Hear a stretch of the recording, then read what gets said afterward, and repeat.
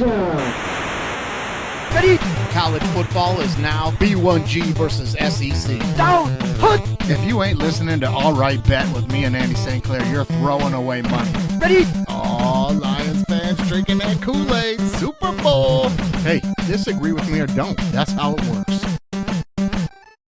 All right, man, that's how it works. You guys know the drill. It's time for another episode of Disagree With Me or Don't. I'm your host, Mikey Wilson. Co-host Andy St. Clair will be along here shortly. Now, before I bring in the guest, guys, I just want to remind you, this is week 3. This is week 3 of the Big 6 Picks. You guys know how it works. We're going to have a special guest on the show every single week throughout the rest of the football season right now. And we're going to do our Big 6 Picks at the end of the show. But first, we're just going to chop it up with the guests, have a good time. We got a special guest this week, very topical as to what's going on in college football. Now, I had the opportunity to get to meet this guy and coach some football with him at Calabasas High School. Very nice dude, excellent dude. Now, this guy was very highly recruited coming out of high school. We're going to talk about that, but he chose to take his talents, as LeBron would say, to the University of Southern California. So this is a USC guy, played there for a lot of years, played for some coaches that we are going to get into. I don't want to tip my hand here and give away anything. This guy also went on to play in the NFL with the Raiders and the 49ers. So this is going to be great for this week as the USC Trojans kick off their B1G lifestyle at the Big House against Michigan. We're going to talk about some of that. So let me welcome to the show, Mr. Brandon Carswell. BC, what's up, buddy? Yo. I see you got the fight on going on.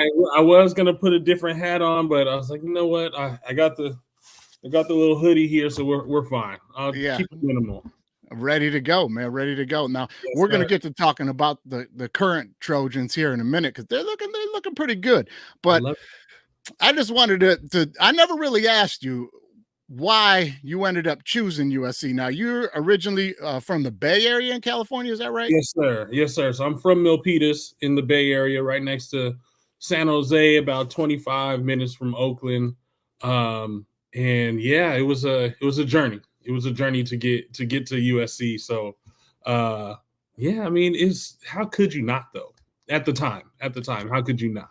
Yeah, especially being a California kid. I mean, how could you not? Now, I know like the north side at that time and the north side of the state, Stanford pretty good at the time too. But now Harbough had probably just left around that time, right? No, he was there. So it was interesting. Cal was one of my main recruiters. I was at Cal almost every weekend, and they were really, really good at that time. They had Marshawn, they had E-Jack, they had Robert Jordan. They had a couple defensive players, Desmond Bishop, and some guy, really, really talented roster over there. And I thought I was going to Cal. It just kind of, I went to a USC practice. It was a spring practice, and we were walking in towards the linebackers, and they were doing like some hitting drill, and it was just some loud, just thuds. And I said, "Oh, this is where I gotta be. This is it." Also, Cal didn't officially offer me until the week before signing day because they thought they had me in the bag. So that was another reason why too. So I never understand that. You think you got a guy in the bag, so you don't offer him? Well, that doesn't make sense. I was there every single weekend. I went to every home game. I went and just hung out in the coaches' offices when they, just during the week. And then Tedford, the week before signing day, he like calls me up. He's like, "Hey, can you come down?" Go down there. He brings me in the office. He's like, "Hey, so like, why haven't you committed to us yet?" I was like, "Well, you guys haven't offered me yet." He's like, "What?" It's like, "Yeah, you guys haven't offered me yet. That's why I'm not committed." And then he like brought in a couple of the other coaches and was kind of scolding them like, "What are we doing here?" But yeah, that's one of the main reasons why. One of the main reasons why. And now being a little bit older and removed from that situation, you can look back at it and be like, kind of game you playing here, man. The coach, you know what's going on. You didn't offer me. Don't give me that. Exactly. And with us, we coach these high schoolers, and now we get these relationships with the college recruiters, and we're just like, come on now. Like now that I see it, they kind of knew what they were doing, and then they lost out. I mean, I was out. Well, yeah. Well, I would say they lost out. So I was going to ask you if you had any crazy recruiting stories because you were so highly recruited. Now, was anybody out on the East Coast after you, the South, the SEC, anything like that? No, it was interesting. I wanted to go to Texas. Like that was my dream school. I went out to a couple of camps at like SMU where it was like the satellite camp type deals, and I knew Yeah. Texas was going to be there. And balled out at those camps. Did like almost got MVP and things like that. But the offer never came. I had some interest from Texas Tech, and then North Carolina came at like the end of the recruiting cycle and was like, "Hey, we really want you. We're putting together a really, really good class. We think you'll be great at it." And I just it was just too late. It was too late to even think Yeah. about that.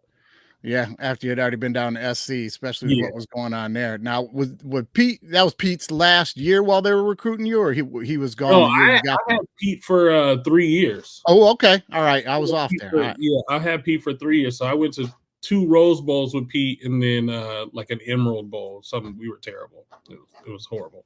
Well, man, a lot of that stuff that came down the pipeline there was nowadays is completely legal. It was all bullshit. Uh, you know, uh, that kind of stuff. Like I was peeling back through those seasons there, Mhm. and I was like, now your senior year, you guys are 10-2. Your Yes. only losses are to Arizona State Mhm. and at Stanford in 4 overtimes, and that's the Andrew Luck Stanford team. Like that Stanford Yeah. team was Yep. stacked that year, right? Really good. Yeah. So you guys finished the season with a big win at Oregon. You knocked them Mhm. off 38-35. Then you play rival UCLA, and you guys are playing them for the South Championship. Whoever Mhm. wins the South. And you guys routed them 50-0. What was that Get out like, of man? here. Get out of here. Well, it was unfortunate for them because we knew it was our last game of the season. We didn't have no bowl game. We were on sanctions. We were playing some of the best football. I think it was incredible. We knew that nobody. We honestly felt, and a lot of the people out on the West Coast and a lot of the voters and things like that felt like we probably were the hottest team in the nation, and we felt that. So UCLA just kind of they ran into a train wreck. It was we were going to roll whoever we played, and it just happened to be them. Um, and the fact that we had Kiffin, who's an offensive genius, and Yeah. the a-hole that he is, he said, you know what, like whatever points we can put up there, let's put it up there. Like if we can put up 80, let's do 80 and not let them score. So that was it was amazing to be a part of. I mean, it's a photo of the scoreboard with the torch lit up. It's 50-0. That's gonna live on forever. And it's like I Yeah. was a part of that. I was a part of that. It's awesome. That has got to be probably the most lopsided, honest rivalry game in the history of college football. I don't know if anybody's ever done that. I wouldn't. I mean, I'd have to really think about it, but that was to call it like you said. It's supposed to be a rivalry game, and 50-0. I mean, to an opponent like I will say, UCLA is not a slouch. I don't think they've ever been a slouch, but to be able to do that, it was amazing. Yeah, man, it was crazy. So you guys finished the year ranked 6th. UCLA goes on to play Oregon for the Pac-12 championship or whatever, but that's all a farce because you beat both of them. So, I Yeah, mean, you guys all rights were Pac-12 champs that year. Like you said, one of the hottest teams in the country. And then because of bullshit, you guys didn't get to go and play in the postseason. But I mean, you guys probably would have made a run that year. And you just said you felt like that, yeah? definitely. The whole team. I mean, the energy around the team, the offices, the school, we knew that, look, if you put anybody ahead of us, and I forgot who played in the national championship that year, but we were like, we deserved a chance to play one of the top 5 teams, and I'm pretty sure we would have beat them. I We were, wonder, would that have been the Mariota Oregon team that went to the championship game, maybe, or no? no, I think that was afterwards. Yeah. Uh, this might have been like Deron Thomas, something like that. Okay. I think that might have been the quarterback. Right, right, right. Well, speaking of quarterbacks, man, you played with some good quarterbacks up there. I mean, Mark Sanchez and Matt Barkley. And those are names people know. Those are names that are synonymous with college football, Mhm. especially Sanchez. Yeah. So, you know, I'm not going to ask you what your preference of the two was. I'm not going to get into that. But Oh what was it man. like? What are those guys like around the locker room, man?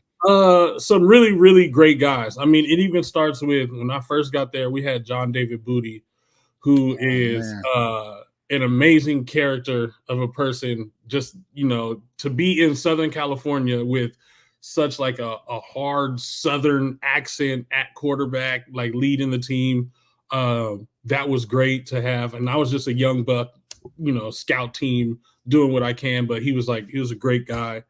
And then Sanchez, I mean, he had everything that as a quarterback yeah, that you wanted. So he was amazing. And it sucks that obviously, for his career, he went and he left early so that he can get drafted, one of the top draft picks. But if he would have came back, we were going to the national championship. And there was no doubt in like anybody's mind with our team that was coming back, we would have went to the natty. And then moving past him, Matt Barkley came in a tough situation to play as a freshman at yeah, USC. All these expectations, Pete Caroll, um, and then to come in and succeed. Like he led us to beat Ohio State, and you know what I mean. In his freshman year, it was with a last minute drive. So things like that. He was really, really great, and I played with him for 2 years. I had 2 years with him, so it was really good to see his growth through all of it. yeah. And that's impressive when a kid comes into a program like that, especially at that time, and to take over for a guy who's out the door like Sanchez. That's a lot of pressure, man. He did do well. Speaking of Booty, football is such a small world, man. It's such a small world. His nephew, General Booty, is Nolan's quarterback at ULM, and they played against each other in high school. When Nolan was a sophomore, we played against Booty in high school. So that's a small world, man. Yeah, it is. It is. It had a heck of a name, man. Jesus, that's a General Booty. yeah. It is a small world, and that's sports, though, right? It That's what is, it's man. about. That's what It it's about. is 100%. Now that's that wide receiver room that you're in too as a senior. You got Marquise Lee, Robert Woods, Nelson Aguilar, and yourself. I mean, everybody in that room goes pro. Everybody. Yes, and we're that's not even including the other guys that were just highly touted and had their shots at the league. We have George Farmar, who was the fastest kid in the nation coming out of high school, at like 6'1", 215 pounds, Man, running like a 10-2 in the 100. It was ridiculous. You had Kyle Prater, who went on to play at Northwestern, I believe, and had a stint with the Saints. He was like a sure, six sure. five, Yeah, 6'5" receiver at the time. One of my good one when we were there, Markeith Ambles, who's been playing in the CFL now for I want to say about 8 to 10 years, and just been racking up gray trophies over there and stuff like that. So very talented, and it's kind of like what you get into when you go to those type of schools. And I love that those kids came after it was announced that we were on sanctions, and we still were able to get that talented of a room together. yeah, that says a lot, man. That says a lot when you know you're walking into that situation, but you're like, but this is where you want to be. You This know is what I it. mean? This is it. Yeah, that says a whole lot, man. Well, listen, I got a little something I want to put up here on the screen, and I got to ask you, how surreal is a moment like this? Now, this is your rookie card with your autograph on it. That is. Yeah, Man, it's great. At the time, even seeing the card, right? It's a little backstory on me. Like my dream wasn't the NFL. My dream wasn't college football and things like that. I played it. It was a game that I played, and I had fun with it. But when you get into starting to get into life, and now that I'm a father and things like that, sure. you look back and you see things like that, like a rookie card. It's like, wow, I accomplished something that a lot of people wanted to, and it's really, really, really special. Really special. Yeah, absolutely, man. And what is that like? Do they just send you like 500 cards in the mail, or do you sit in a room and do them at the facility, or how's that work? Yeah, I mean, luckily for me, I wasn't big time coming out of college, so like I didn't have to sit in a room with millions of cards as some of my friends did, and I sat Yeah, with them right. and just watched them do that. But yes, they send you a box of maybe 1,000 to 2,000 cards, and you just run through them and try to scribble as much as possible to get it done, and then you get a nice little check for it. Yeah, right. Now that I always wondered about that because I'm a card collector. Since I was a kid, my dad got me into it. But I always wondered about that because you want to get it in mint condition, and then I'm like, when they're in the room and then these guys are signing them and then you're packing them back up into a box and in the mail, and I'm like, there's no chance these things are getting banged up like no tomorrow. I mean, unless you're one of the top guys where you have the white glove service where the person is giving it to them with a white glove and Right. taking it away. Yeah, most of those cards are signing and somebody scooting it, off the way. So, yeah. Yeah, yeah. I did see a thing, just interesting sidebar, that I think in the last bunch of years they've changed it to they just send the guys sheets of like these little peel off The like blank strip. stickers. Mm-hmm. Yeah, and then they Yeah. peel and stick them on there. So anyway, I ran into that. I was buying a card one time and I told the guys, this ain't even real, man. This is a sticker on this Yeah. card, man. He goes, that's how they do it now, man. And I was But like, I oh. mean, it's the actual signature. Yeah, yeah. But I mean, I don't know. I don't know how that plays into the whole collective thing. It doesn't. I just thought he was trying to rip me off because I had never noticed that they switched it. It used to be right on the card, and I'm like, Right. "This is on." Man, somebody wrote this, and you stuck it on here. And he's like, "No, that's how they do it now, man." Yeah. I was like, I got embarrassed, but I didn't know. Right. So anyway, but I passed on the card because I thought he was lying, but I probably shouldn't have, man. I probably shouldn't have at all. I think it was like a Mike Trout something or other, and back in the day, and I was like, "Nah, this ain't real. You're trying to get me." I walked out like, nah, that guy. Yeah. He got me. He got me. So now, out of college, then you wind up with the Raiders first, right? Yes. Yeah. Signed undrafted with the Raiders. I had a lot of teams calling me in like the 7th round to say like, hey, like if there's a chance we can get you, we will, but most likely undrafted. But I had about 20 teams contact me after the draft to sign a undrafted free agent contract. The Raiders I was at home, so I didn't have to. Right. I wouldn't have to spend too much money or be uncomfortable because it was, it's only 30 minutes away from me. Plus, my college wide receiver coach from my senior year had got the job at the Raiders as well. So there was a little bit more comfortability, and maybe he's like, hey, I can look out for you if there's anything that I'm hearing and things like that. So chose to stay there and be with the Raiders. Man, it was a whirlwind of a time with the Raiders, just going there and almost literally I was playing myself into a position to be in like the top 3 wide receivers there. And then that's when my career just started to get a little dicey. Injuries just started popping up left and right. And then it just that's where it all started. I was like, oh, all right. I didn't put in enough work to be here. I get it. And that I was going to ask you about that because I'm like, you played a ton of football, you know what I mean? But I played a lot of football, and I'm like, training camp. People don't even understand what training camp is in college. They think it was hard in high school with their little two-a-days and whatever. They don't understand what it's even like in college. And then you watch Hard Knocks and you think you understand what it's like in the pros. And that's what I wanted to ask you was like, that doesn't even scratch the surface. I got to imagine it's way more than what it is in college. Oh, definitely. I mean, well, the thing about it is the stress of the NFL training camp is more than college. College, I will say, it was hard, at the time, is when you can actually do 2 or 3 a days, and that's what we were really doing.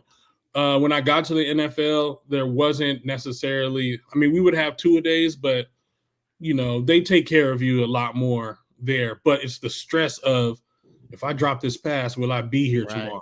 If I, if I don't make this block, or if I don't read this zone right and when running my route, will I be here? So will I have a job? And you're going against guys who are trying to feed their family. I'm 21 years old coming in and just trying to do my thing, but they're like, no, I need this job to feed my family. I have 4 kids and a wife and, things like that. So that's the stressor of training camp in the NFL.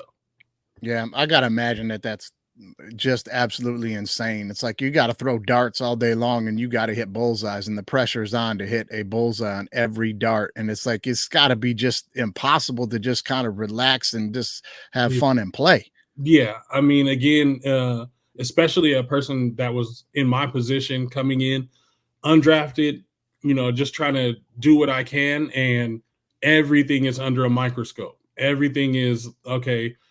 I might not even have the amount of chances. Luckily, I had played myself into getting a lot of chances to make the team, but there's guys that were with me who came in undrafted who just never really got the shot, or they had an opportunity, they missed the opportunity. Just one play. Like, again, I said, you're running a drag route, and it's a zone. You're supposed to sit it down at the tackle, and you keep going, and now your opportunity is missed. And the coaches are saying, all right, well, he's done. We'll just give that rep to somebody else. And now you don't have a job. So it's really, really stressful. I mean, I've seen grown man cry because of the outcome of, their play, and knowing that, D-Day is tomorrow. Yeah, man. That's crazy. It's crazy. That's a good story you tell about like the drag and stuff that kind of resonates, because you're like, even at the smaller level in college, man, it's like you get there and the first thing they're telling you is you better be paying attention when you're in line. And when you get up to the drill, you better know what the fuck you're doing, because I don't have time for it. And you overrun that route one time and it's like, get out. And that's it. They're not going to stop and blow the whistle and explain it to you. You're done. Right. You're done. They don't have time for it. We got other guys that can run it. And luckily for them, you got 3 or 4 years to try to get it right. It's just that NFL level is you have a period of 6 weeks, maybe less than that, really, to lock it down. Yeah, it's crazy, man. It does. It seems crazy. It seems highly stressful. I know. I'm watching Hard Knocks. I'm like, this is entertaining, but this ain't real. Yeah, we all have fun with it. Yeah, we have fun with it. Watching these teams go through battles of camp, and we know so camp is a grind, it's a battle, but you don't get the psychology of it. Like, these guys are really, really fighting for a job, fighting to, provide for their family. Yeah, it's crazy, man. It's crazy. So then you wound up with a little stint with the Niners as well, right? I did. It was, again, luckily that I was at USC, luckily that I'm on the West Coast. My college coach, who I was there at USC with most of my time, my receiver coach got the job at the Niners, and he's like, hey, if you're in the Bay Area, we have a rookie mini camp. I know you've been out of football for about a year now. Do you want to come just, be a body for us and see what you can do? I was like, I'm on the couch. I already was like, all right. I go to rookie mini camp. I actually just killed it. I did really, really good. I ended up being on the teach tape for a couple, maybe 5 routes that was in the scheme for Harbough and things like that. So Harbough came to me after. He's like, hey, I'm going to sign you. I don't have room to sign you right now, but I'm going to sign you. And it was kind of crazy because Harbough doesn't like USC guys. It's pretty known. He doesn't like USC guys. And he said, you're different. He literally was telling me, yeah, you're a different type you're not those regular USC guys. All right, I don't know what that means. Yeah, but whatever that means. Where's the paper? Let's go with it.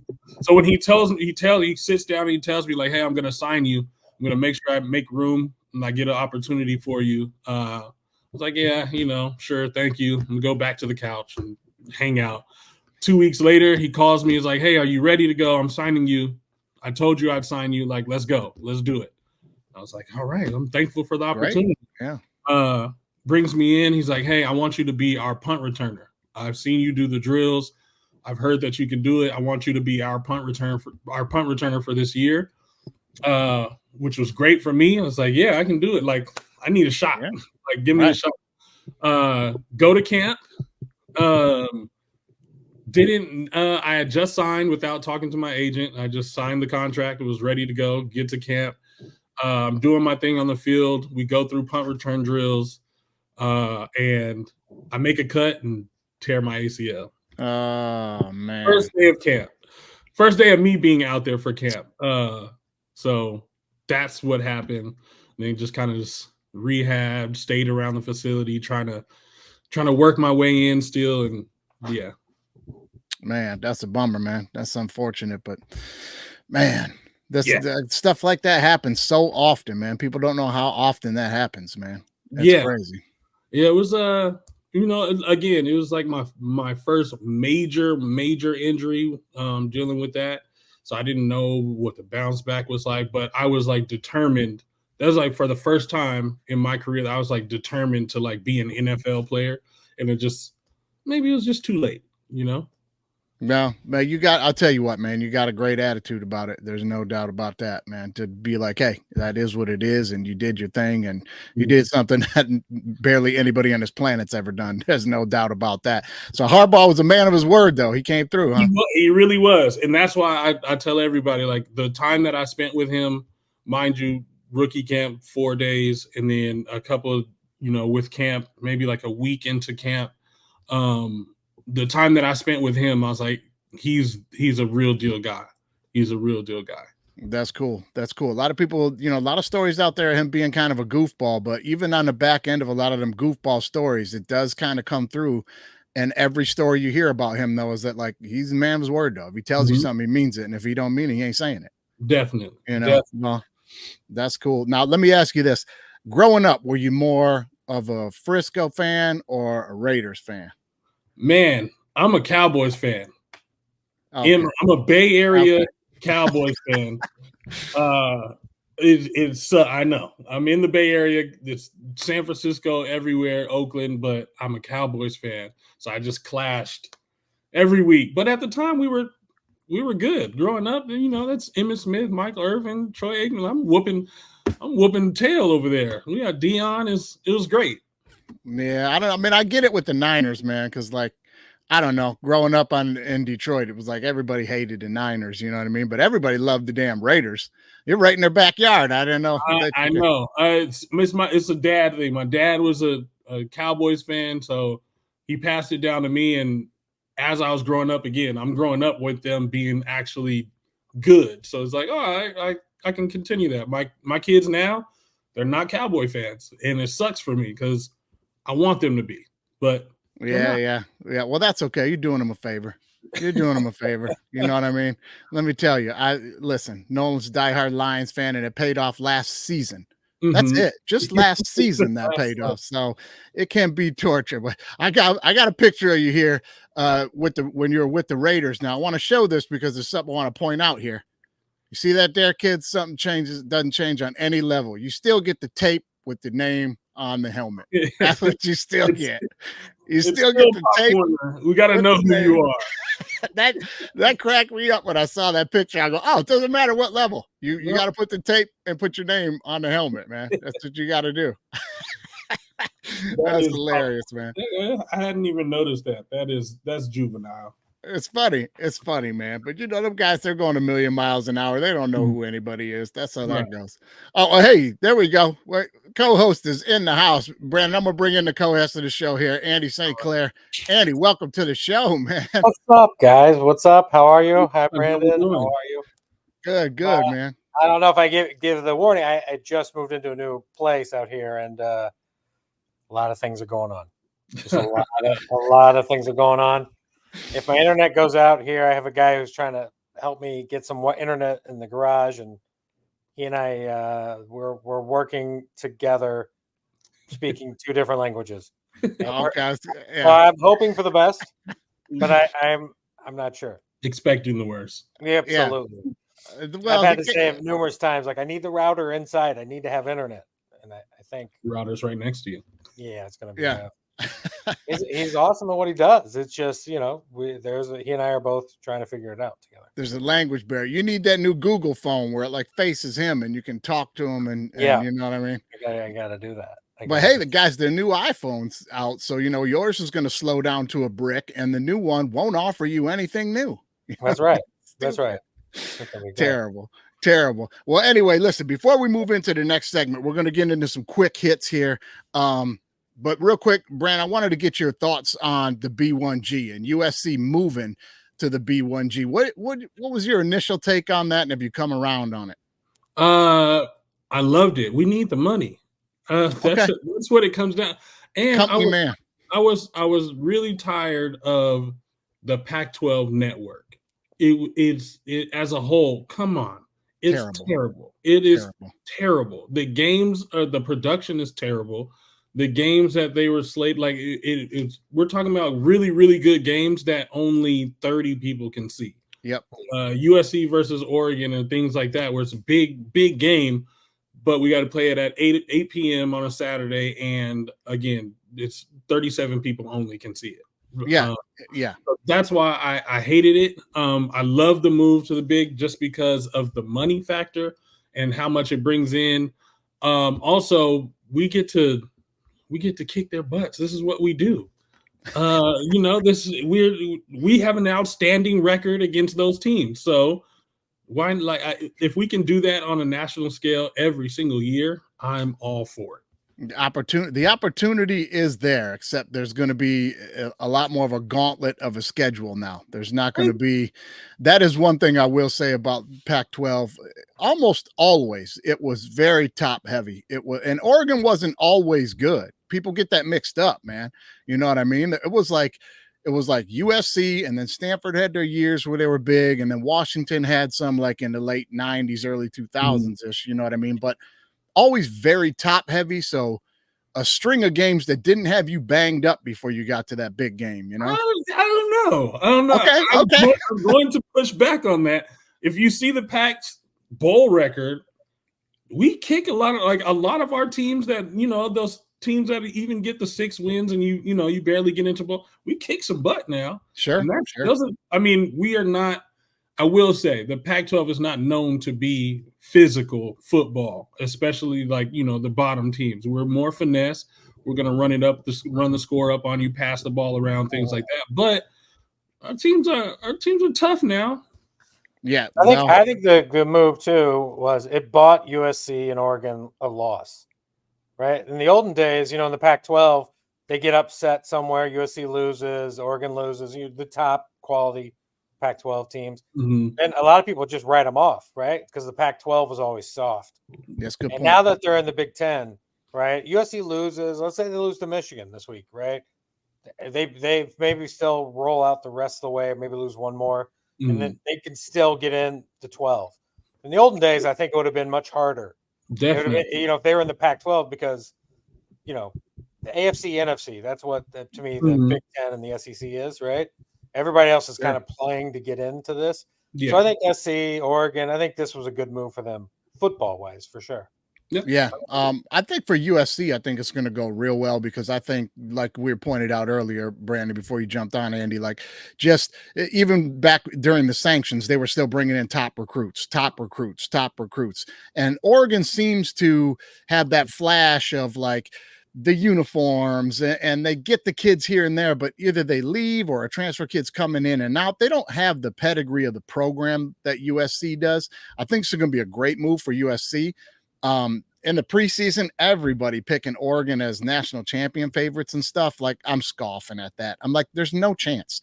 Team like USC is going to be able to go to the big house and play. They're going to be able to show up to Wisconsin in November and play. Oregon, come on. I'm just not buying it. I don't think they got the pedigree yet. I love Oregon. I'm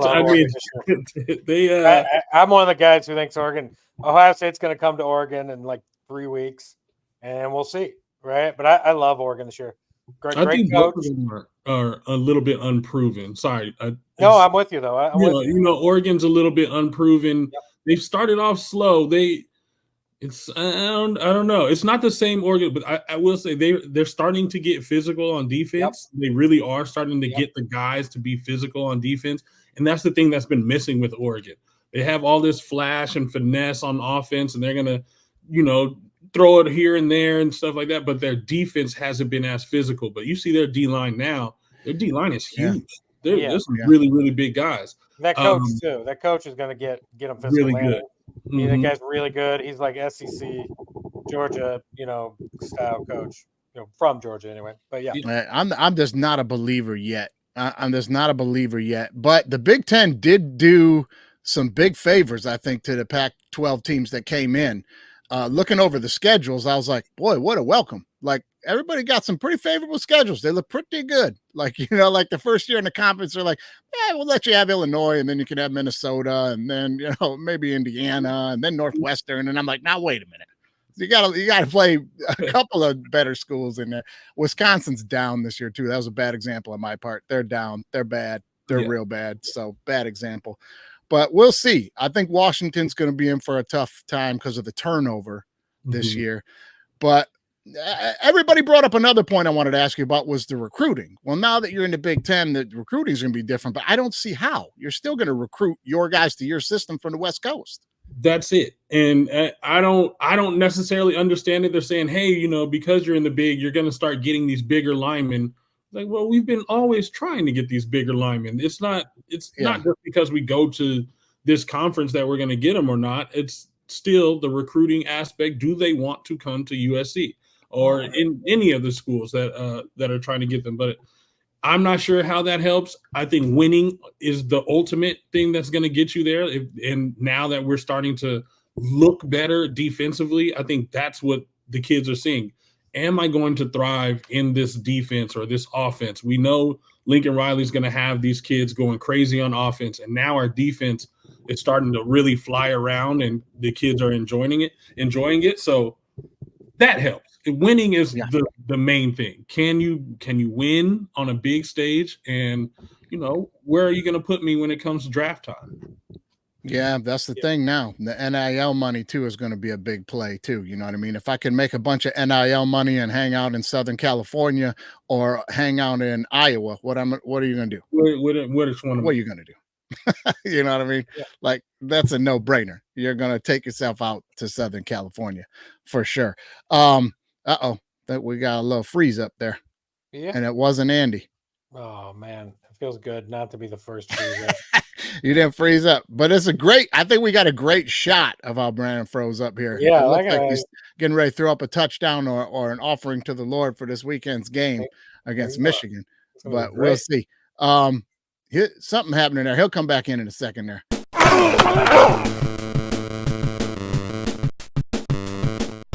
There we go. He's back. Prayers answered. Answered. And a fresh new hat. The Lord speaks in mysterious ways. You guys started talking about the Trojans and the big, and I had to just let you guys know a little bit more. Yeah. Well, they're going to get their chance this weekend, no doubt about it. We're going to take that opportunity to pay a few bills before we move into quick hits. Now, I don't know what your tailgate ritual is like, BC. I don't know if you're a beer guy or if you're a tequila guy or you're a mimosa guy, but I'm telling you here, I'm telling you, on the DWMOD podcast, the official drink of the DWMOD podcast is this. Brass monkey, that funky monkey, brass monkey chunky. Oh, that's right. The official beer choice of the DWMOD podcast. Old English 800 Brass Monkeys on game day, guys.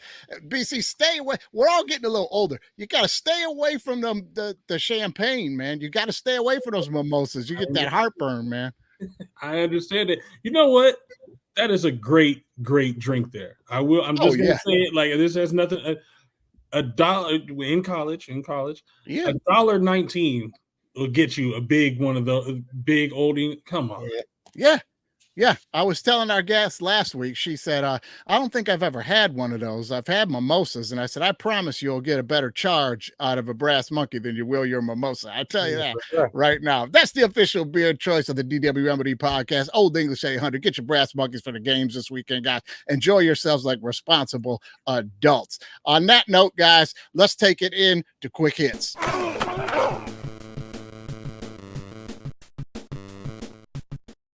All right, I don't know if you guys caught this action in the Green Bay game this weekend where Malik Willis gets his first start, and they got a big third down late in the game. And I've never seen this happen in all my life and involvement in football.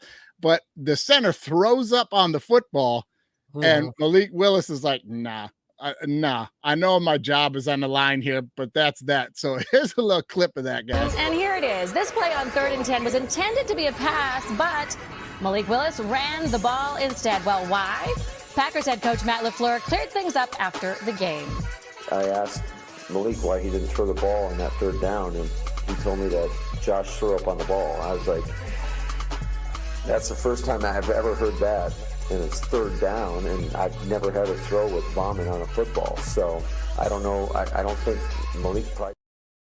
Yeah. And here it is. I don't think Malik was interested in throwing that football. Now, I will say this. Before the game, I would have bet money in Vegas that it would have been Malik Willis that would have threw up on himself in that game, but he did not. He did not. Packers won the game. Packers won the game, man. Have you ever seen that? Yeah, I felt like the center was like, I don't want Malik to throw it, so I'm going to throw up on this football. Let's run the clock, baby. Let's run the clock. That is that's lineman for you. That is lineman for you. They'll do it. But my thing, Malik Willis, he still held on to the ball enough to run. I would have threw the ball. I'm trying to get that ball out of my hands as possible. Right? Yeah. You know what would have been funny is if he would have just drop punted it, like nope, and punted it. Vomit everywhere. I wouldn't have blamed him. I wouldn't have blamed him, man. Like, that's a grown man NFL center that's played in conditions before. It wasn't that hot. You know better than drink all that water. It wasn't like it was a quick change and he ran back out there like, oh, damn. You know what I mean? Like, I don't know, man. I don't know. The guy Malik Willis need all the help he could get, and that was not helpful, Josh.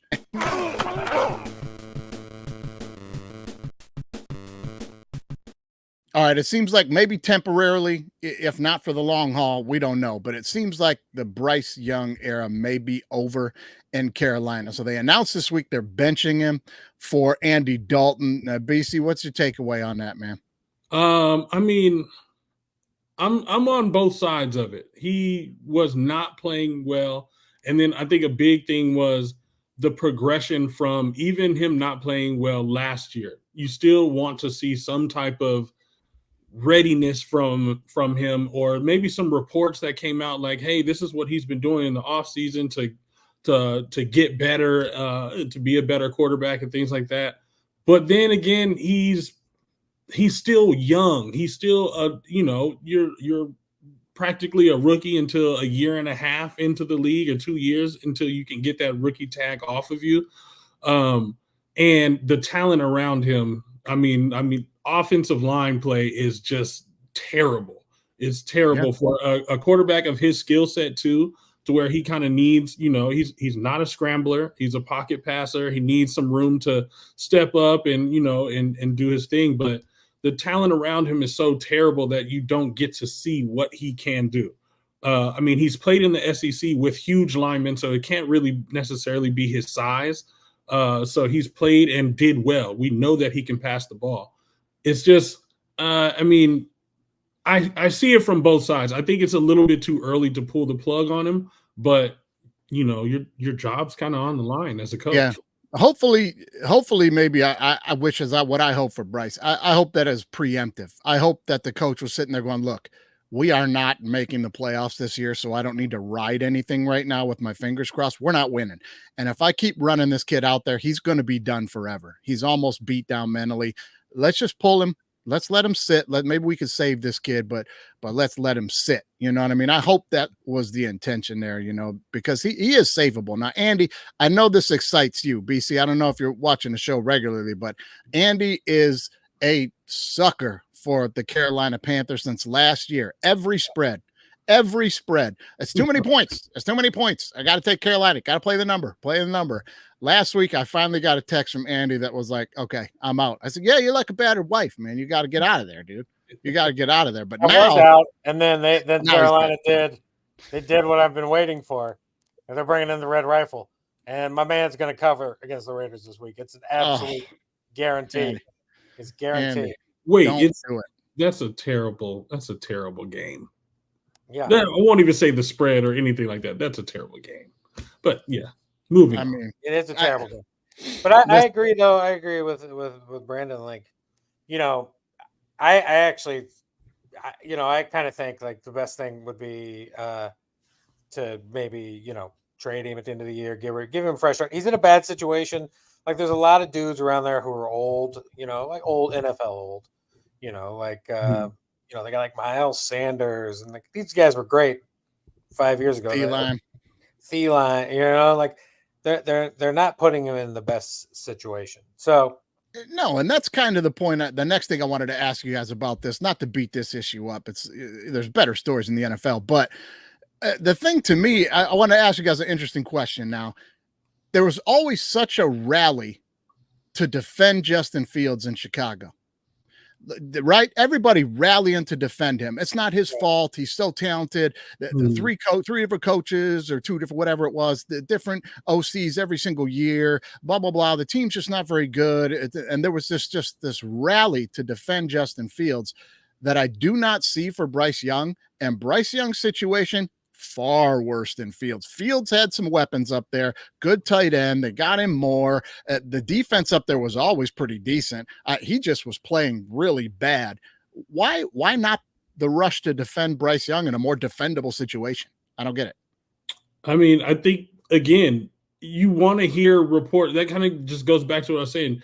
You want to hear reports of how he is in preparation. And I think that was a lot of the Justin Fields thing was people saw that Justin Fields wanted to actually try to be good and not just use, his athletic ability to do things. We're just not hearing anything from the camp about Bryce Young. We're not hearing we don't know what he did this offseason. We don't know like, hey, Bryce Young, because they thought he was too light last year, he gained 15 pounds and did this. And that kind of plays into why you're not maybe hearing some of the teammates saying like, hey, no, we have his back, or, right. We're going to bat for him and things like that. So maybe as a player, maybe that's a little bit of it too. Like I didn't see the guy work. I didn't see, I don't know what he's doing. We don't have a relationship. So could be that. Yeah, and he's also doing the thing, just to jump back on Bryce, he's doing the thing all these rookie quarterbacks that we're doing is like they're holding on the ball too long, right? Like all of them. You even watch Caleb play, like, and I'm all for Caleb. I want him to be awesome, just for the Bears, but like he's holding on to the ball a little long. I'm all pro lines. Yeah, the talent's obviously there with Caleb, right? But when I watch, Kong says no on Caleb. He's running around, holding them, like just throw it away, man. Start again, start anew. But yeah, I saw somewhere, I forget who it was, but they said the biggest adjustment Caleb Williams is going to need is not his confidence and not his football knowledge. It's his arrogance. And his whole life, he's been the best athlete on the field. And even in college, he's the best athlete on the field. And you're going to find out real quick in the NFL, especially on the defensive side of the ball, you ain't the best athlete out here anymore, my man. You better learn how to play. Right. So we'll see if he can. We'll see if he can. We'll see if he can't. But Bryce Young, just to throw a few numbers at you guys here, because we feel bad for him here at the show. We feel bad for the kid, man. It's a terrible situation. We love the terrible situation to be podcast. Yeah. But it's a bad. Listen, 68 times he's been sacked in 18 starts. 68 times. He's only thrown 11 touchdowns to 3 interceptions.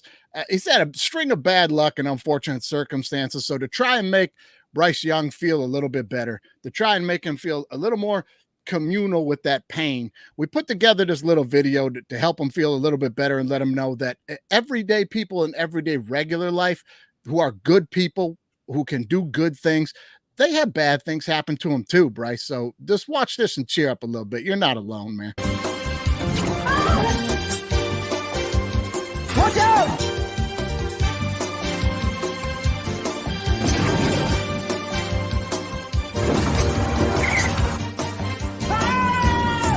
There's space right in there for this guy. I mean, Bryce, things happen to people that's not their fault. This might be this kid's fault. This one is for sure that kid's fault. Yeah! It's the same guy every time, too.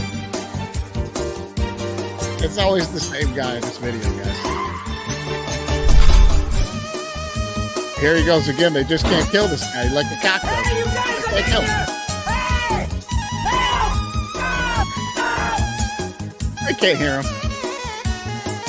The karate kick, kung fu, switchblade cut, normal, second of time. Is he going to go home? Oh, right into bandsaw. Tomfoolery. Bryce knows about this. Bam. He's fooling around with practice.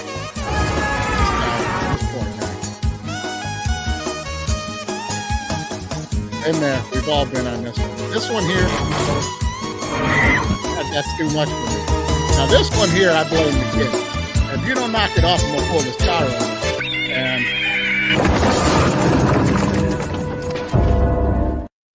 that's it, guys. Bad things happen to regular folks, man. Good folks, you know. So Bryce, hang in there, brother. Why bring the kids into it?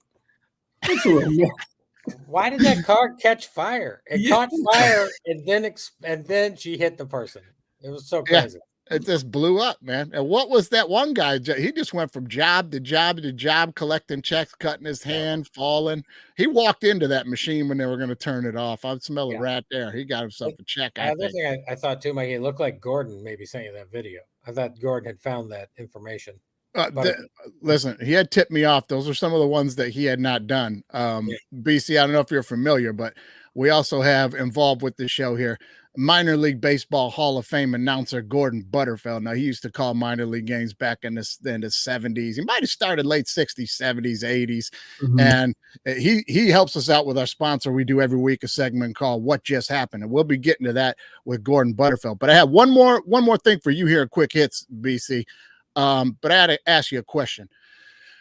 How many right-handed batters do you think have ever hit one out into McCovey's Cove up there in San Francisco? Ooh. Now, the lefties do it all the time. How many right-handers do you think have ever done it? That's tough. That's a tough one.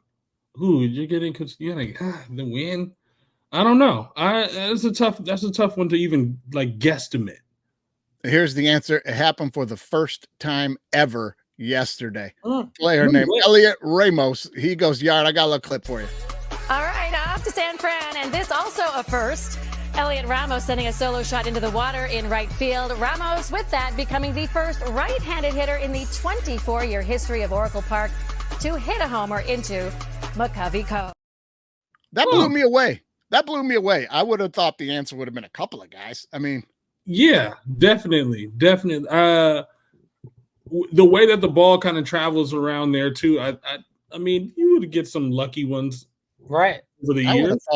I would have thought, man. There's been some big bombers to come through there, but I don't know, man. But congratulations to Elliot Ramos for pulling that off, my man.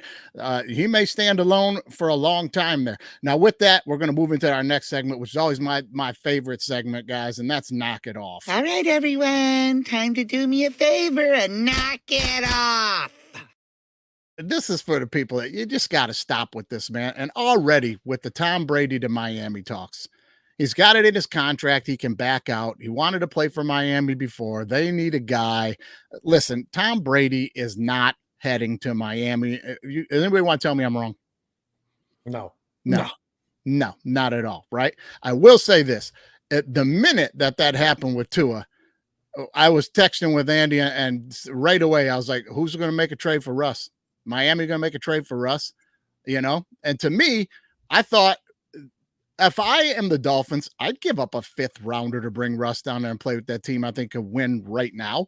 2 years ago, Russ, no. Last year, Russ, what was he like 26-7 touchdowns, interceptions? Played fine. I mean, he played fine, better than average. I mean, he played okay. Now he is hurt, so I probably wouldn't do that, but that would be the Steelers front office with another giant win. They gave up a 6th for Fields, got back a 5th for Russ. I mean, they move up if they could do that. Now, they were talking a bit about that on the countdown this week. I don't know if you guys caught that, but I don't know. What do you guys think? They'll make this move or no?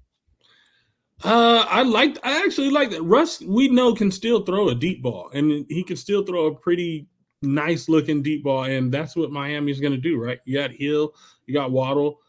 Throw the ball deep. I think he can dink and dunk as well. So I like that move. That's one I actually didn't even really think of.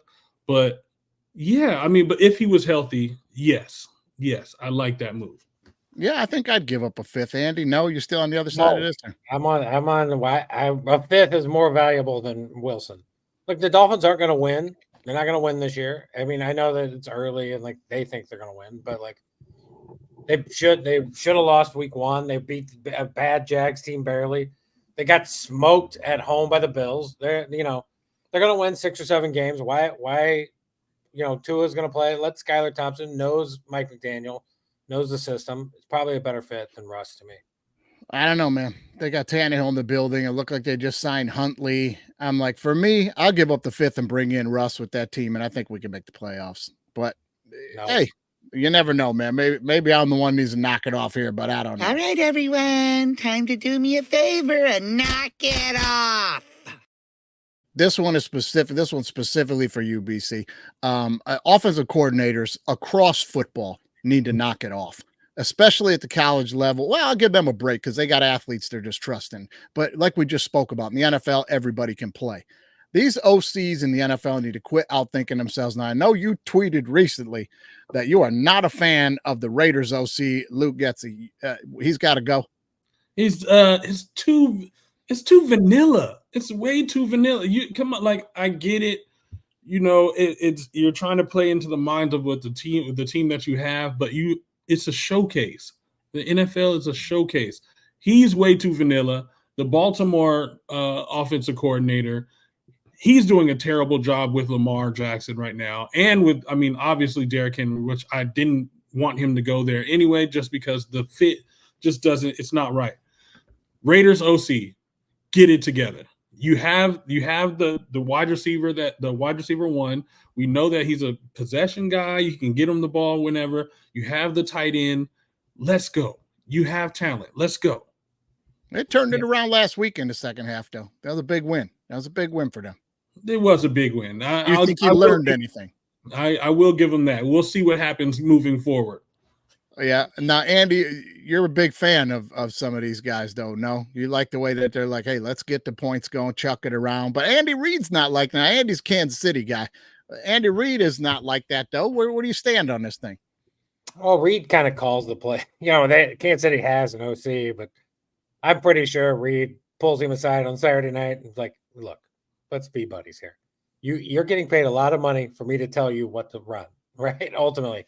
Look at poor Bieniemy, who I liked Bieniemy for a long time. And I was like, I think on this podcast, we were like a year or two ago being like, somebody give that dude a head coaching job. He's doing a great job. Whoops. He went to Washington, wasn't great.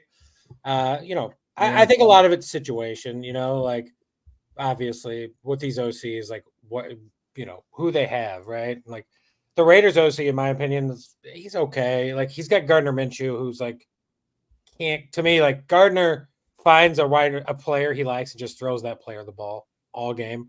Like if Devontae gets the ball like early, I'm like, oh, it's a Devontae game because Gardner's just like, Devontae's my guy.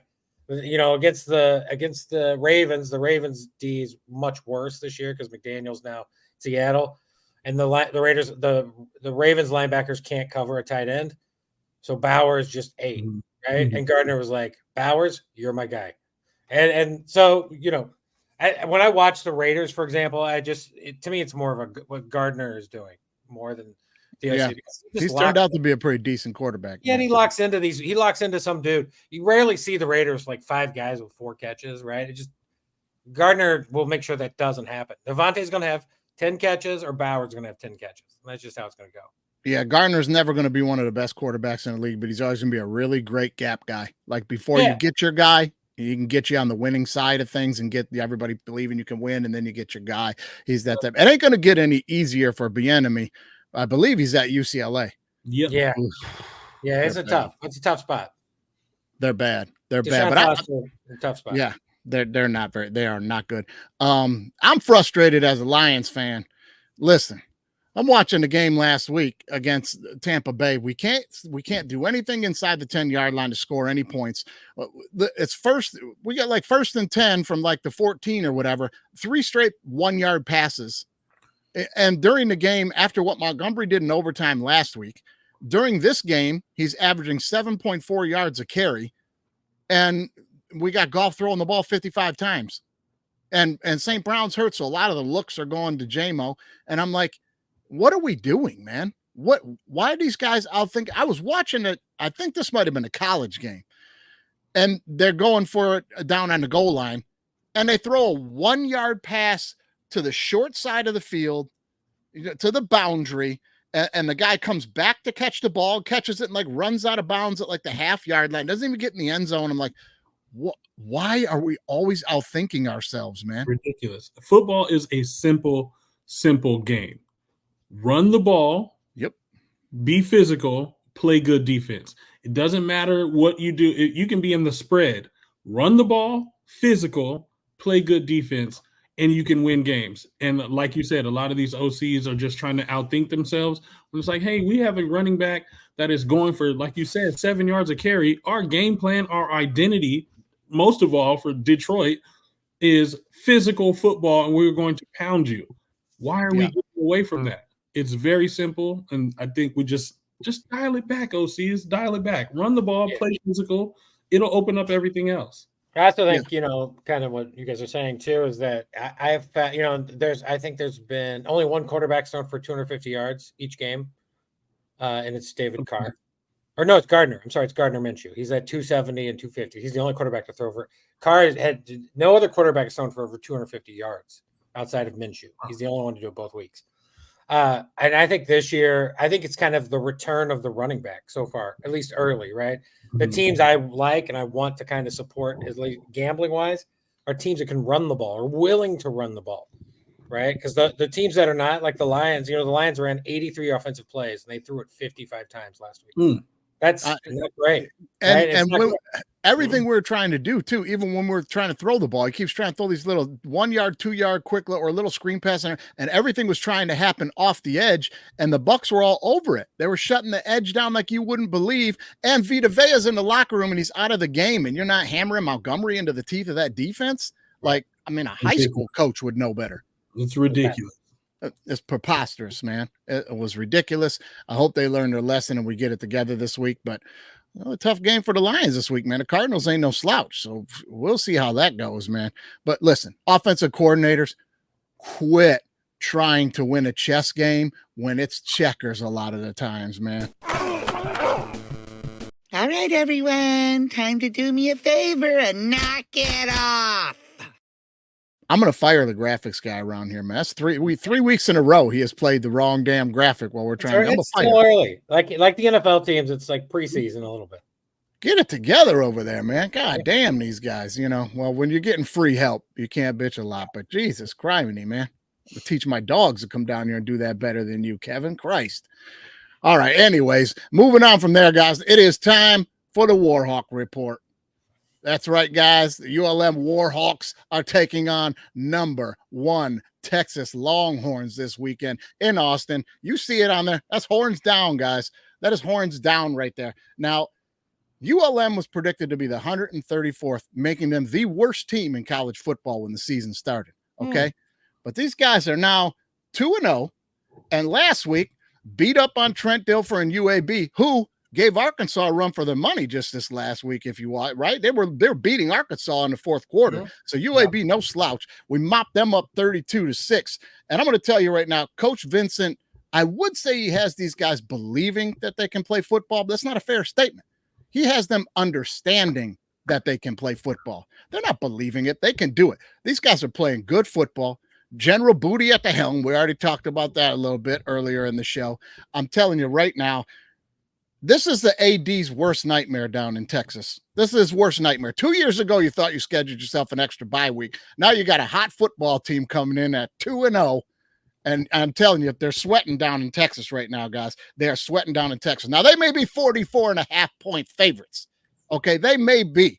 But I'm telling you right now, I am on the Warhawks with talons out. I'm going to take the Warhawks, nay the 44.5 to win the game this weekend, guys. Warhawks are going to win the game this weekend. Texas is banged up. They got their backup quarterback. I think this kid's name is Arch or something like that. That's not a name. That's a yoga position, right? They're going to march this kid out there. And what do they think they're going to do to us on that now? They got it all mixed up down there. I'm telling you right now, give me the Warhawks in Austin. They're sweating it out. We're coming to town. We're going to see you this weekend. And it's talons out. Talons out, guys. What you guys are probably going to be on Texas here, I'm thinking. Yeah, definitely. I think it's Arch. It's a tough spot for ULM there. Arch Manning's first game. The crowd is going to be electric. Especially after that run that he had last week. Yeah. So the hype is up, and it's It's going to be like 35-0 at half. And then you're going to just hold on to your life to cover that 44. Guys, I'm telling you right now, this is going to be one of those where were you when moments, and it's going to be nutso time in Monroe on Saturday night. I'm telling you that. I'm telling you. Stay with me now on this one. Stay with me on this one. Now, BC, I'll give you the benefit of the doubt because you got a guy from our team at Calabasas that you personally coach, wide receiver Aaron Butler, is playing for Texas. So, hopefully he'll get some balls from Arch this weekend. Yeah, we hope so. I've been waiting for it, the last couple of weeks, but I think this might be the game that we see him trot out there in about the third, fourth, and get a couple grabs. Yeah, I think you're right. I think we will see him later in the game because by then Texas will be just completely frustrated with the inability of their starting receivers to get the ball. You got to throw some spaghetti at the wall, get something moving, bring in a young kid to spark you. There'll be something like that, right? Yeah, for sure. if that's what you're saying. Yeah, that's what I'm saying. I'm saying it's going to be Warhawks. Let's go. Warhawks all day. All right, guys. On that note, we're going to take it into what just happened. I told you earlier, BC, we got Gordon Butterfield on the call here. People call up. They want to add. They say, how can I get one of those what just happened ads with that baseball announcer? I said, well, just you send us what you want your ad to be, and Gordon will take care of the rest. So here we go. Take it away, Gordon Butterfield. What just happened? Brought to you by the Reclaimed Barnwood Beauties of Case Concepts. It's a mom and pop run furniture shop, and they specialize in reclaimed barnwood furniture. You can choose a live edge or some smoothed out finishes. Well, they've even got those fancy river tables and all kind of themes from sports to space conflicts. Whether you're looking for a 12-parsec Kessel run or a march up a frozen river's edge, the rebels have been found. You won't be disappointed. Those are real toys in there. That's right. From bathroom decor to bar carts to bar stools. They've even got pet supplies. Plus, looking for that couch bar you always wanted? Take it from these satisfied customers. That's the beauty of Case Concepts on Etsy. Tell them Gordon approves. Well, it's a beautiful day for a visit for that. Oh, tumble time. Oh, my. 2 for 1 on a Stairway Massacre. What just happened? It was a bang-bang play. First you see Edna trips over that dog. Oh, flip-flops are flying. She's rolling downhill like a cheese wheel chase. And then here comes Gertie. She's going to help out. But she's not going to put that phone down. Just switch it to her non-dominant hand. That's a bad idea. Here comes the concrete. Oh, my. Thank God Edna's ham hock got caught in that guardrail. Looked like a fire drill for old Humpty and Dumpty. Oh, what just happened? That's Gordon Butterfield on the call there, guys. That's great. So, hey, get over to Etsy. Check out Case Concepts and their original reclaimed barnwood furniture. They got some good stuff over there. Check it out. But that's going to take us into the Big 6 Picks, guys. Every single week, brought to you by the official beer choice of DWMD podcast, Old English 800. There's a tiger in all of us, right? Especially about them Detroit Tigers. We'll talk about that later. All right, the Big 6 Picks this weekend, guys. Let's jump right into it, BC. College football ramping up a little bit. It seems like all the bakery cupcake weeks might be slowing down. We may get some cake on our plate here. Game 1 this week. We got Utah laying 2 points at Okie State. The over-under is 54.5. Where you land on that, man? Oh, I'm taking Utah on the points. I'm taking Utah with, you said 2. They play some good ball over there. And again, most consistent coaching staff in all of college football for, I think it's like 21 years. It hasn't been too much turnover. They always have their guys ready to play. I don't think Oklahoma State is ready for that defense and how they play. They play hard. I'm taking Utah. Okay. What do you think on the over-under there? 54.5 in this thing? Whoo! Is Cam Rising playing?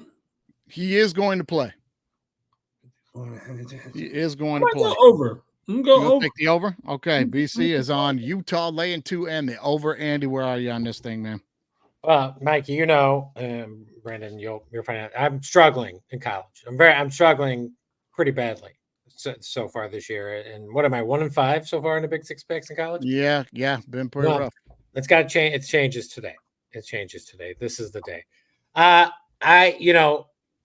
think I was saying this a couple weeks ago when we were backing Oklahoma State. Oklahoma State does not care about the non-conference schedule. They do not. They do not play very hard. Gundy doesn't show out. He doesn't show his cards versus the non-con. Where he does go for it is what he cares about is the conference schedule. So he's at home. He's a home dog playing against a quarterback who will probably start, but the odds of him finishing the game are what? 40, 60, 40, 50, 50. Look, I love Utah. I love that coach. Kyle is awesome. I like Gundy too. Two great coaches, in my opinion. I love putting money behind good coaches like this. When they both battle, when two great coaches battle, I tend to want to go with the dog, especially with the home dog. And especially because I do, again, think Oklahoma State cares about winning the conference, and they care. And this is what he does every year. At least the last few years, Oklahoma State, you're like, they're not very good. And then they finish the year like 9-3 because he waxes teams in the conference. So I'm going to take Oklahoma State plus how many ever points you want to give me, and I'm going to take the over. Okay, Okie and the over. Well, listen, I'm going to be on the other side of that, Andy, right now, because I'm telling you, when you got these two coaches lined up, Gundy is the lesser coach. There's no doubt about that. Now, Utah's offense does not get moving. They can't get – the defense is astounding, as it is every single year under Whittingham, but they can't get the ball moving without Rising. Rising is back. This guy can get it downfield. Now, when you can run the ball like Utah and you play defense like Utah, people can stop you if you can't get down the field. They're going to get down the field this time around. And I'll tell you why Okie State always finishes the end of the year rolling things up in the Big 12, because it's the Big 12. And now there's some bigger football teams in there like Utah. I'm telling you, give me Utah and the over. I'm going to take Utah laying the 2.5, guys, and I'll take the over. Now, this next game, I'm personally, for me, this next game is Tennessee laying 7 at Oklahoma. The over-under is 57.5. And I'm telling you right now, guys, I'm on the Vols big. I'm going to buy in. I know this is a trap spot. I know this is a bad Vegas spot to be in, the way Tennessee's been rolling and scoring. You think that's what's going to happen. But I do, because Oklahoma has not been playing well. Oklahoma's been in some tight games, and honestly, they haven't been able to score points, which means they're giving the ball to the other team a lot. And if you're giving the ball to Tennessee a lot, I think Tennessee's going to roll here, guys. I'm taking Tennessee laying the 7, and I'm going to take the over because I think Tennessee's going to hang 40-something by themselves, man. What do you think, Andy? I think Oklahoma's like corners and safeties are much better than anything Tennessee's ever come across so far. So, and I love what Stutzman is, at the middle linebacker for Oklahoma, I think his name is. Great player. I'm going to bet on what we were just talking about, which is defense, right? I think Brandon just said, here's what wins football games: running and defense. And this is what Oklahoma is going to do. So I'm taking the 7. I'm taking the home dog again at 7. I don't like this Oklahoma team, but I do think the love for Tennessee is a little out of control. Like Heupel's, he's putting 70, 80 points on like the children of the blind. Heupel's just a grade A dick.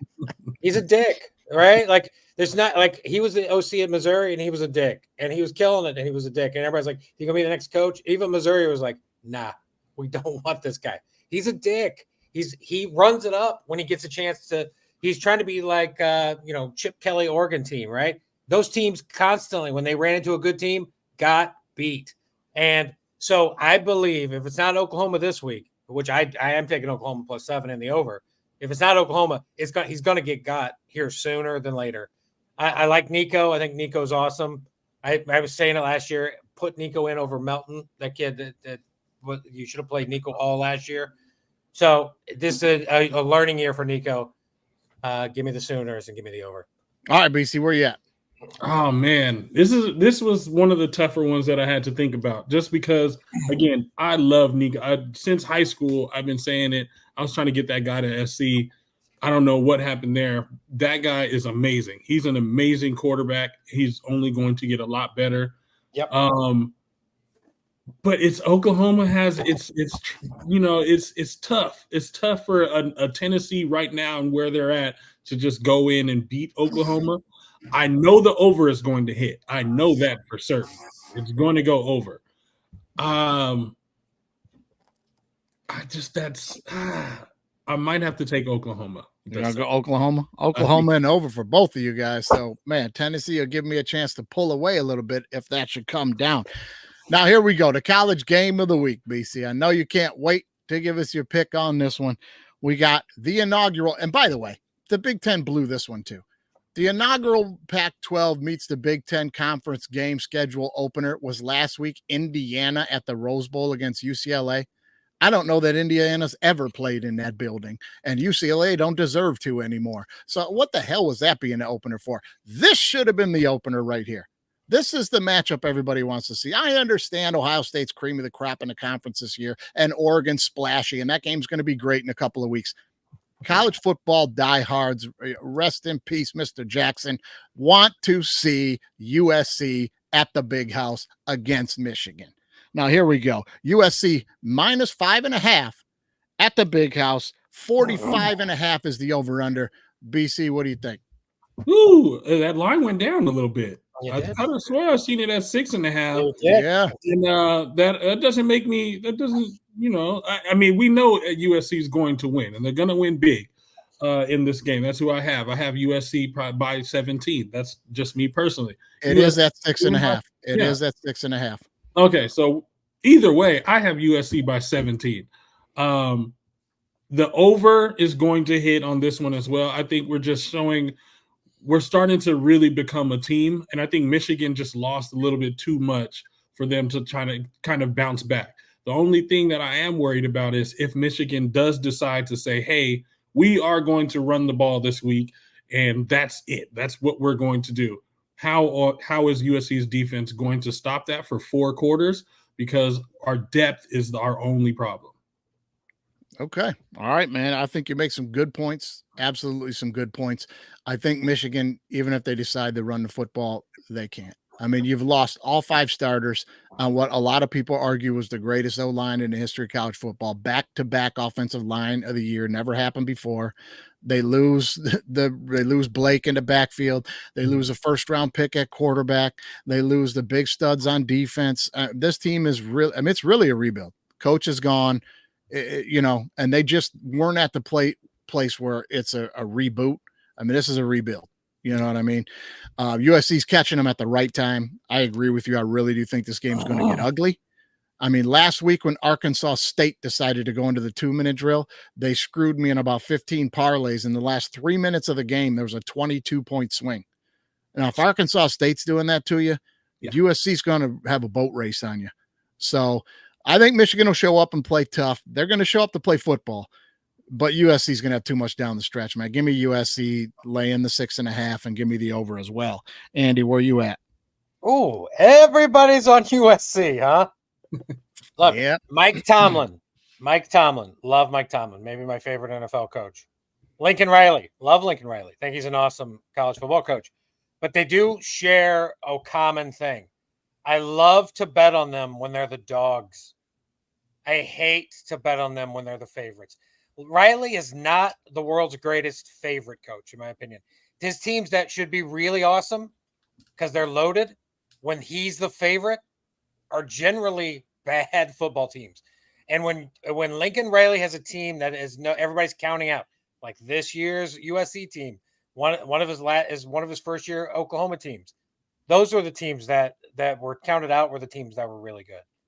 So I do like this USC team. That, like, you look at their schedule, they really have it would behoove them to win this game, to buy them some time because they still got to go. They got Penn State coming to USC, which is going to be a good game, and then they go to Notre Dame, right? That Notre Dame game, I said it last week, I'll say it again this week, is going to be a playoff game. The winner of that game is going to go to the playoffs, right? Win and in USC Notre Dame, last game of the year. But I'm going to take Michigan this week. I'm going to take the over because I think Michigan, they're not sneaking up, right? USC's not like bad. USC isn't going to sneak into town. And I love Miller Moss. I like that dude for the Heisman. I think any quarterback Lincoln Riley coaches, I think, is just an auto Heisman bet, in my opinion, every year. So I like what USC's doing. I just think Michigan is going to be ready. And I think they were outclassed by Texas. Yes, for sure. But I think Texas outclasses a lot of teams, and there's maybe one or two teams Texas doesn't outclass. So I just think Michigan's going to sneak in here and make it a game. Do I think they're going to win? I don't know. But I think they'll cover the 6.5, and I would definitely get them up to 7 too. So I like Michigan. I like the over. Okay, I just going to say, I know you're trying to pull out of that rut you're in with the college football this week. I don't think that was the pick to do it on, buddy. Home dogs, baby. All home dogs. I love a home dog. I love a home dog. I mean, you can see the picture I got up behind me there. You know what I mean? Like, I'm a fan, but listen, this ain't the week for that. I don't think so. Maybe I'll be eating the other thing too is if Michigan's going to try to make the playoffs, like if they're going, like I don't think they're going. None of us think they're going to make the playoffs. But if they're going to pretend like it, they got to have this game. It's just like an absolute must-have. And a team like that, back against the wall, absolute must-have. Like, I'll give my money to every time. Because they got to have it, right? Because they still got Ohio State, they still got Penn State. Like, this is if you lose this one, then Michigan's going to finish 6-6, 7-5. If they win this one, they can at least get to 8. Hey, we'll see. We'll see. There's a lot of people listening to this show that are going, yeah, I like that guy. I like that guy, Andy. There's a lot of people. We got a lot of people listening up in the Detroit area there, BC. I'm going to tell you, I like this guy. I like this guy, Andy. All right, well, let's stay on theme here as we move over into the NFL. Let's stay topical to the week here. And our first game, a lot of ties to the week because it's Michigan's old coach, Jim Harbaugh. BC's old coach up at San Francisco. Let's sign him. Had good things to say about him earlier in the show. Chargers look like they've got a new identity, which you would expect when Harbaugh got there. They're undefeated right now. Steelers also undefeated right now. And as Andy, you said earlier in the week, one of these teams is going to be 3-0 after this game, and they're both frauds.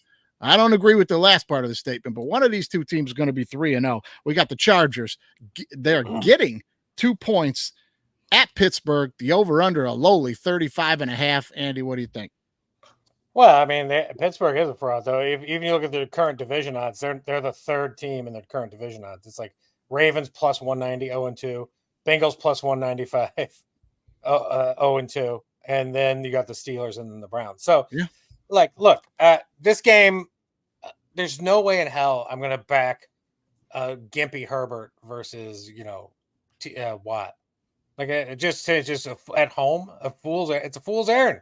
I don't need much out of Fields. So I want to take the dog here. If it gets up to 3, maybe you could get me over there, but currently it's at 2. I think the Steelers are going to win. I think it's a field goal game. I think they get to 3-0.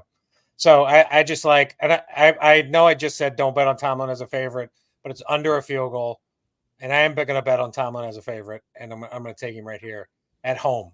So I'm probably going to lose, but I'm going to take the Steelers. And I'm going to take the under. I think it's going to be a lot of running. I think it's going to be running, and I think it's like that's the only way Harbaugh's going to try to win this game. He's going to have Dobbins and Gus Edwards eat that clock up. And I think the Steelers, like, I'm not the first. Everybody's saying it. Like, Fields doesn't pass to the middle. He only Arthur Smith's got him passing on the outside. He won't dare Fields to throw in the middle. Fields' job is to control the clock. So it's an under and Steelers for me. I think. All right, man. Well, listen, there's something to be said about your theory on Tomlin and Riley. You just needed to switch them this week, I think, man. You need to switch them this week, buddy, because I'm telling you, I'm on the Chargers here. We know what Jimmy's going to do. He's going to go in there, and they're going to play a little bit of bully ball, which is going to play into the hands of the Steelers because, as you also pointed out, in a game that's close like this, what's the best unit on the field this weekend? And that's Pittsburgh's defense. Pittsburgh defense is going to be the best unit on the field, right? But when neither teams can really score points, I'm going to go with the quarterback. I'm going to go with Herbert, all right?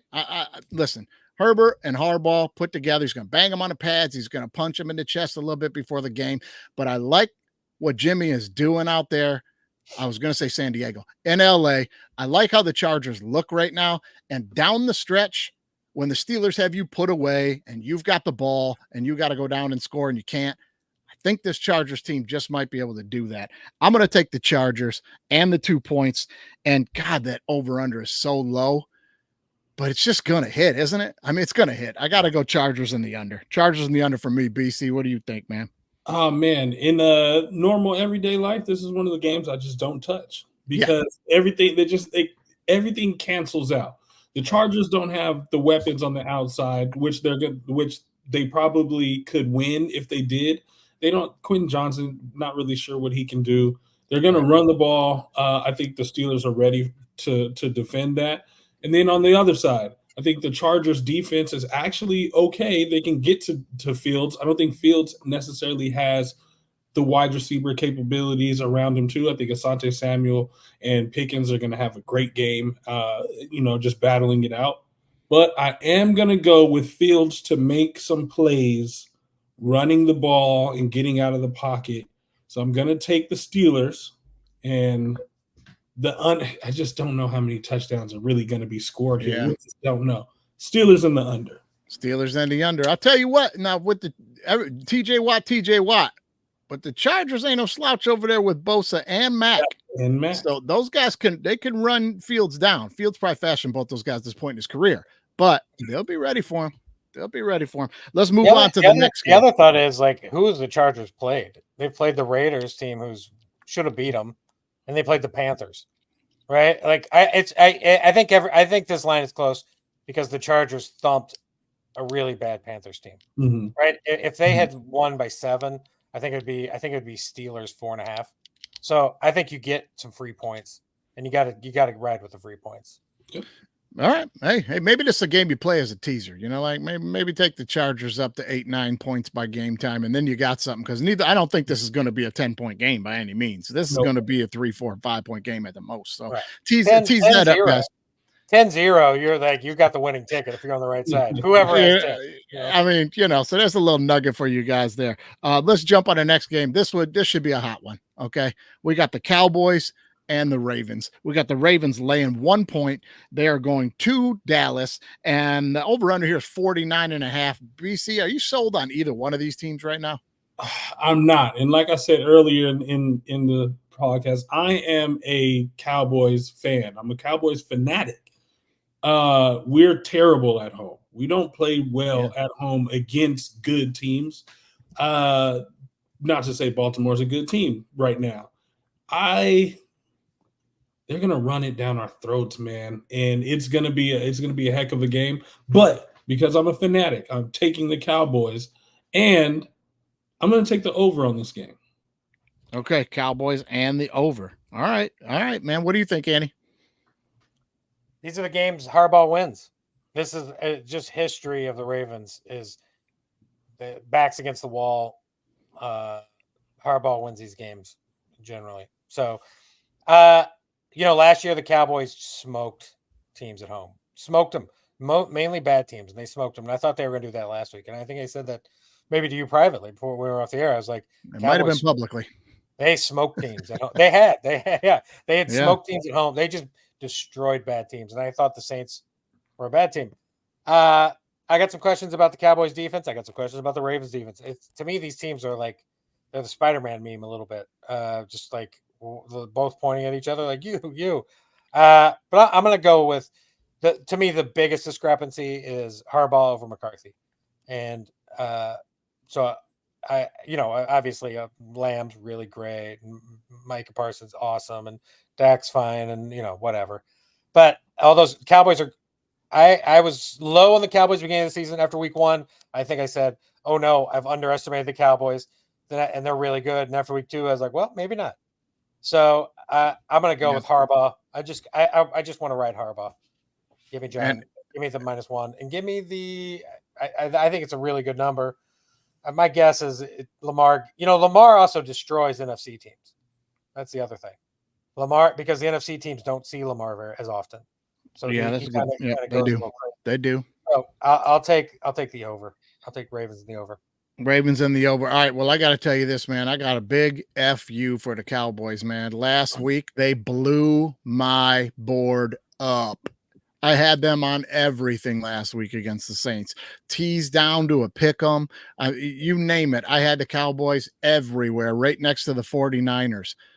I hate you both right now. I feel like I'm back in the late 90s. I hate the Niners and the Cowboys right now. I'm telling you that. Listen, I'm going to take the Ravens to win this game because of the backlash the Ravens are getting in the press this week. You're not giving the ball to Derrick Henry. You brought in Derrick Henry. You're not giving the ball to Derrick Henry. What are you doing? And I'm telling you, every day in Baltimore facility this week, over the loudspeakers, Coach Monk and Coach Harbough would like to see in his office. And he walks him in there and he just reminds him, we're running a fucking football this weekend because Dallas can't stop it. And we paid Derrick Henry some money. So figure your shit out. I think they're going to hammer the ball down Dallas's throat. I'm going to take the Ravens to win this one in the fourth quarter with Derrick Henry to run the clock out. Yeah, and I'm going to take, guys, I think I'm going to have to take the over. It's going to be points in this game. I'm going to take the over. I'm going to take the Ravens and the over. Now that brings us to our final game of the week. Philly, are they the big pretender against the Saints? Are they the big pretender? This is the Pretender Bowl, guys. That's what this is for sure. So I'm going to go to you first, Andy. You got Philadelphia plus 2.5 after that ugly loss to the Falcons. Philly is getting 2.5 at New Orleans, and the over-under is 49.5. Who are you on? Right, Barkley catches that ball last week on whatever third down there was. This game's a pick 'em, right? Or maybe even Philly's favorite because they win by a touchdown. I think for me the difference is I don't know if I mean I guess I have to believe in New Orleans, but truly, who's New Orleans beaten in 2 weeks? Right? They beat Carolina by 100, and they went to Dallas. Now that again was impressive because I thought Dallas was going to thump them, but no AJ Brown, assuming he doesn't play, to me is a bigger deal than about anything else either of these teams do, because Philly's offense, it just, it's like Devontae doesn't really throw it to Goddard anymore. Like Barkley's fine. You just have to have somebody who's going to go down the field a little more or across the middle, even like what AJ's doing. So I'm going to take New Orleans. I'm going to take. I think no AJ is bad. So I'll go that, and I